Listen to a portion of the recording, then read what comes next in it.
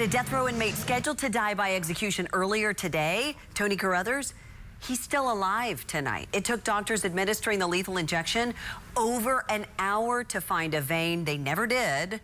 So Carruthers' execution was canceled and put off. So what happens now? Steve Mailing shows us. A one-year reprieve for Tony Carruthers from Governor Bill Lee's office after his attorney says that he suffered for over an hour during what she characterized as a botched execution attempt. A death sentence that hung in the balance of witness statements and no physical evidence, now given new life after a botched execution has given Tony Carruthers a one-year reprieve. This was a tortured, botched execution. Maria Deliberato, Carruthers' attorney from the ACLU, was inside the execution chamber.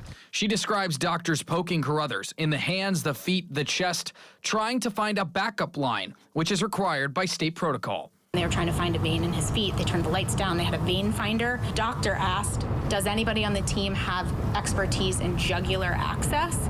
The Department of Corrections tells us medical personnel were able to get a primary line, but they were unable to find a backup line. They eventually called it off after trying for over an hour. If the state of Tennessee is going to execute its own, there has to be full and complete transparency, and there was no transparency here, and this botched execution showed why there must be.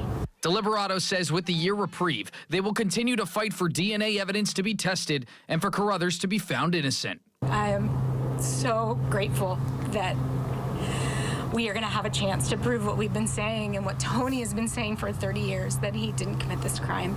The next execution is scheduled for later this summer. There's no word on whether the state will reevaluate its protocol for lethal injection before then.